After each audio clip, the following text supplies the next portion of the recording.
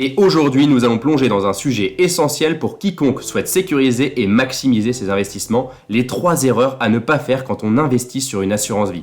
L'assurance vie est souvent considérée comme un placement incontournable pour construire un capital à long terme, préparer sa retraite ou encore optimiser sa fiscalité. Mais attention, certaines erreurs peuvent coûter très cher. Dans cet épisode, nous allons décrypter ensemble les pièges les plus courants et surtout comment les éviter pour faire de votre assurance vie un véritable levier de réussite financière. Alors que vous soyez débutant ou plus expérimenté, restez avec nous pour ne pas commettre ces 3 erreurs sur votre propre assurance vie. Et si vous nous écoutez et que vous n'êtes pas encore abonné à l'art de la gestion patrimoniale, vous pouvez le faire très facilement sur les plateformes comme Deezer, Apple Podcast ou Spotify. Et si vous appréciez les contenus que l'on publie chaque semaine, vous pouvez nous laisser également un avis 5 étoiles sur Spotify. Allez, c'est parti, on va aujourd'hui parler des 3 erreurs que font 80% des gens qui investissent dans une assurance vie. On commence avec la première erreur qui est très courante et je pense que vous pouvez très vite la trouver, c'est bien sûr les frais. Les frais qui sont liés au contrat d'assurance vie. Il faut faire extrêmement attention aux gestions qui peuvent être surchargées en frais et qui viendront manger la rentabilité du contrat. Eh bien Guillaume, quels sont ces frais ? De quoi parle-t-on aujourd'hui sur une assurance vie ? Quels sont les frais d'un point de vue global sur un contrat d'assurance vie ? Eh bien Jérémy, on va retrouver différents frais. Le premier type de frais que vous allez rencontrer, c'est au moment de la souscription. Ici, on parle de frais d'entrée, frais sur versement. C'est les frais qui vont être appliqués par le courtier, par la banque ou par l'intermédiaire tout simplement qui vous fournit le contrat d'assurance vie. Ces frais, ils peuvent aller de 0% à 4,5% et il y a vraiment une disparité entre les différents acteurs. La moyenne du marché, on va dire qu'on est autour des 1%, voire 2% de frais d'entrée. En tout cas, au-delà de 2%, il ne faut vraiment pas investir sur ce type de contrat car vous allez y perdre en termes de rendement et ça, dès la souscription. Ensuite, on va avoir des frais de gestion. Ça, c'est les frais annuels que vous allez recevoir à chaque fois en début d'année. C'est au mois de janvier où l'assureur est dans l'obligation, dans la transparence pour les clients, de transmettre un relevé annuel qui doit vous fournir l'impact des frais sur votre contrat. Et donc, c'est ce relevé annuel-là qui vous permet de savoir quels sont les frais sur vos contrats. Ici aussi, on va avoir des frais qui oscillent entre 0,80 jusqu'à 1% de frais de gestion. Ça dépend également bien souvent de la répartition entre ce que l'on appelle le fonds en euros et les unités de compte. En général, le fonds en euros a des frais un peu plus faibles car il n'y a simplement aucune gestion.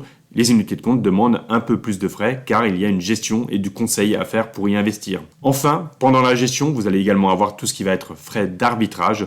Les frais d'arbitrage, c'est quand vous allez sortir une ligne au sein de votre contrat d'assurance vie pour aller sur une nouvelle ligne. C'est ce qu'on appelle un arbitrage. Ici aussi, on va avoir des différences.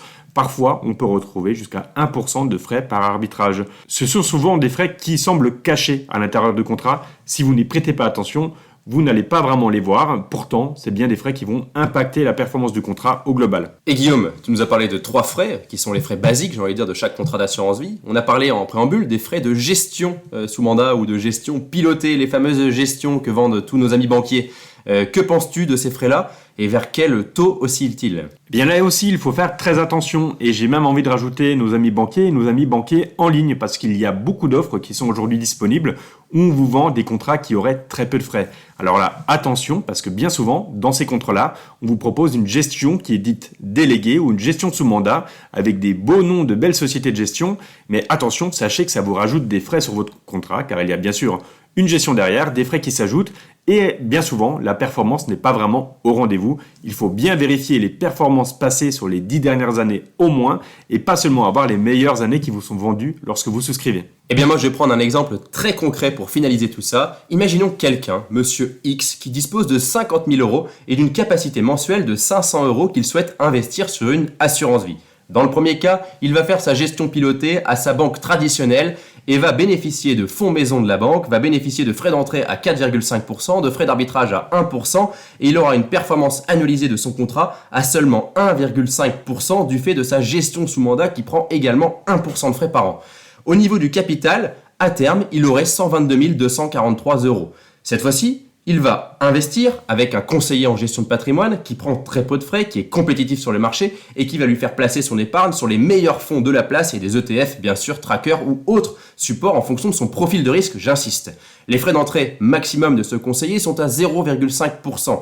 Les frais d'arbitrage sont à 0% et il n'y a pas de gestion sous mandat qui s'ajoute aux frais et ainsi de suite ou de convention banque privée ou autre gestion qui pourrait ajouter des frais. La performance analysée cette fois-ci pour ce même client est de 6,5% par an. On parle de 1,5 à 6,5, il y a quand même une énorme différence. Et son capital n'est pas donc de 122 243 euros à terme, mais de 174 823 euros. Donc c'est important de comprendre qu'il y a un écart de 52 580 euros ici qui est juste dû aux frais. Bon, vous le comprenez, ici, les frais sont extrêmement importants sur le long terme pour différencier un bon contrat d'un mauvais contrat. Un conseil pratique que l'on doit vous donner également, c'est que les frais ne sont pas la seule chose à regarder. Ce qu'il faut surtout regarder sur votre contrat, c'est quelle est la performance nette de frais. Car vous le comprenez bien, il vaut mieux avoir, je vais schématiser, faites attention, il vaut mieux avoir un contrat qui vous offre 10% net de frais de gestion malgré des frais de gestion à 3% qu'un contrat qui vous offre 4% net de frais de gestion avec des frais de gestion à 0,80. C'est ça qu'il faut regarder car sur le long terme, c'est bien la performance nette de frais qui fera la différence en termes de rendement. Et oui, vous l'avez compris, ça c'était la première erreur la plus courante qu'on retrouve presque sur tous les contrats d'assurance vie des clients qui viennent chez nous. On essaye d'analyser et de leur apporter des nouveaux contrats bien plus performants aujourd'hui. La deuxième erreur, c'est de verser sur une assurance vie ouverte avant vos 70 ans alors que vous venez de passer au-dessus des 70 ans de vos côtés. Concrètement, vous avez 71 ans, vous avez ouvert une assurance vie à 50 ans et vous avez versé tout au long de la vie jusqu'à 70 ans. Arrêtez de verser sur cette même assurance vie à partir de vos 70 ans. Car oui, on va expliquer pourquoi il y a des impacts fiscaux importants. Et oui, je pense qu'il faut rappeler déjà la règle un peu sur l'assurance vie ici. On a deux articles du Code général des impôts qui vont se succéder. Le premier, c'est le 990I du CGI. C'est un article qui stipule que sur un contrat d'assurance vie, tous les versements que vous aurez effectués avant vos 70 ans offriront aux bénéficiaires du contrat qui seront désignés dans la fameuse clause bénéficiaire un abattement de 152 500 euros. Ça, c'est un abattement qui va être multiplié par le nombre de bénéficiaires. Donc, c'est quelque chose qui est extrêmement intéressant, sachant que ça va s'ajouter, si on parle de parents qui ont des enfants et qui ont envie de transmettre un maximum, eh bien, ça s'ajoutera à l'abattement de 100 000 euros par parent et par enfant. Qu'est-ce qui se passe à partir de 70 ans ? Tous les nouveaux versements qui seront effectués après votre 70e anniversaire. Ici, on change d'article. C'est maintenant l'article 757B qui stipule cette fois-ci qu'il y aura un abattement mais global pour l'ensemble des bénéficiaires et cet abattement, il est de 30 500 euros. Pour aller au bout de la présentation, cet article il stipule également, et ça peut être pour le coup parfois un avantage, et on en reparle justement pourquoi est-ce qu'il faut diversifier les contrats et ne pas mélanger les différentes primes versées. L'autre avantage, c'est que vous aurez une exonération au niveau de la plus-value qui aura été réalisée. Mais attention, le conseil ici, c'est bien d'ouvrir un nouveau contrat une fois que vous passez les 70 ans, afin de ne pas mélanger les deux fiscalités. Et oui, car si vous mélangez les fiscalités et que vous avez besoin de récupérer votre épargne, comment allez-vous faire ? Imaginons que vous avez versé 300 000 euros avant vos 70 ans, qui auraient été exonérés totalement pour vos deux enfants que vous avez mis en bénéficiaire, et que vous rajoutez 100 000 euros à ces 300 000 euros. Les 400 000 euros sont maintenant à l'intérieur du contrat, et que vous avez versé avant 70 ans et après 70 ans. Si vous avez besoin de récupérer de nouveau ces 100 000 euros, malheureusement pour vous, la plupart des 100 000 euros retirés appartiendront aux versements qui ont été faits avant 70 ans. Car oui, vous n'avez pas la liberté de choisir si c'est des versements avant ou après 70 ans que vous allez pouvoir retirer. Donc attention, car vous pouvez avoir un impact fiscal très important pour vos héritiers. Il est très très important et très très fortement recommandé d'ouvrir une assurance vie dès que vous pouvez, dès votre plus jeune âge, et d'ouvrir une nouvelle assurance vie dès que vos 70 ans arrivent. La troisième erreur dans un contrat d'assurance vie qu'il ne faut surtout pas faire, c'est de ne pas modifier la clause bénéficiaire au fil du temps, c'est-à-dire au fil de l'avancement de votre vie. Pourquoi ? Parce que tout simplement, vous allez avoir des changements au niveau de la vie. Peut-être qu'on ouvre un contrat, on est en couple avec une personne, on a donc un mariage ou un Pacs et il se peut, avec la vie qui se déroule tout simplement, que cette situation elle change. On a très souvent des séparations, il ne faut pas oublier effectivement d'adapter la clause bénéficiaire à la situation actuelle. Si vous ne le faites pas, il peut y avoir des choses très problématiques qui arrivent en cas de décès. On ne le souhaite pas effectivement, mais il faut bien avoir en tête que cette clause bénéficiaire doit être adaptée à la situation et donc être mise à jour régulièrement. Et oui, car il y a beaucoup de changements et surtout la clause bénéficiaire d'une assurance vie permet des avantages fiscaux majeurs, on vient de le voir avec les avantages avant 70 ans de 152 500 euros par bénéficiaire.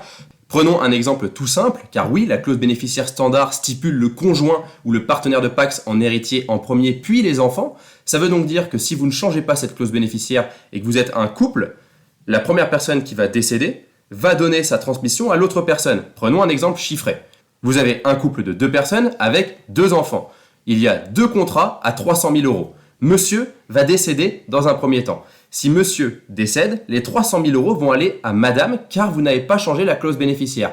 Si ces 300 000 euros vont à madame, ça veut donc dire que ça va rentrer dans la succession de madame. Et ces 300 000 euros pour vos 2 enfants à la succession de madame, c'est 60 000 euros de droits qu'ils vont devoir payer. Et encore, ça c'est si votre patrimoine est compris dans une certaine fourchette. Ça peut aller encore plus haut, jusqu'à 100, 120, 150 000 euros de droits de succession pour vos enfants sur 300 000. Alors que si vos enfants étaient désignés en premier héritier de cette clause bénéficiaire, surtout si vous avez 85 ans, 86 ans, enfin que vous avez avancé dans l'âge, effectivement, si vos enfants sont désignés, ils vont toucher 150 000 euros chacun, parce qu'il y a 300 000 euros, sans aucun droit de succession. Et c'est là où c'est très important de comprendre que la clause bénéficiaire évolue avec le temps. Oui, dans un premier temps, et quand vous lancez votre vie, il est peut-être important que la clause bénéficiaire soit rédigée au nom de la personne qui partage votre vie. Car c'est cette personne qui va peut-être éduquer vos enfants ou éduquer d'autres personnes ou qui a besoin d'aide financière si vous arrivez quelque chose. Mais à un certain âge, l'aide financière pour le conjoint n'est plus nécessaire, surtout que là, dans cette situation-là, il y avait 2 contrats à 300 000 euros. Donc madame avait déjà 300 000 euros de son côté. Donc attention, ça s'adapte à chaque situation. Dans certains cas, il peut être très intéressant de laisser le conjoint. Ce que vous devez comprendre aujourd'hui quand on vous explique ces erreurs, c'est tout simplement que sur un contrat d'assurance vie, même si vous pensez que la gestion est plutôt simple, il faut vous faire accompagner. Rien de mieux qu'un professionnel pour vous dire qu'est-ce qu'il faut faire sur le contrat, tant au niveau des allocations dont on n'a pas parlé aujourd'hui, qu'au niveau de la protection du couple, de la famille. Il sera par exemple peut-être plus évident d'avoir 2 contrats, un qui protège le conjoint survivant et un autre à destination des enfants. Il peut également y avoir ce qu'on appelle des clauses bénéficiaires démembrées qui permettent de laisser un quasi-usufruit au conjoint survivant tout en laissant une transmission déjà établie pour les enfants. Vous le comprenez, tout ça, c'est avec du conseil et avec un accompagnement par des professionnels que ça doit être réalisé pour ne pas faire des erreurs qui pourraient être vraiment préjudiciables dans votre situation. Et voilà, nous avons passé en revue 3 erreurs courantes qui peuvent sérieusement impacter vos investissements en assurance vie et votre transmission sur cette assurance vie. Que ce soit des frais trop élevés qui grignotent vos rendements, ou même un contrat alimenté avant et après 70 ans, ou encore une clause bénéficiaire obsolète, ces pièges sont évitables avec un peu de vigilance et surtout beaucoup de conseils. Alors oui, faites-vous accompagner par un conseiller en gestion de patrimoine ou par un conseiller qui peut vous accompagner. Et si vous avez apprécié cet épisode, laissez-nous la note de 5 étoiles, ça nous aidera énormément. Et si vous nous écoutez et que vous n'êtes pas encore abonné à la chaîne L'Art de la gestion patrimoniale, nous vous invitons à le faire directement. Et si vous voulez aller plus loin, allez écouter l'épisode 81, ce sont les 6 raisons qui te feront ouvrir un contrat d'assurance vie.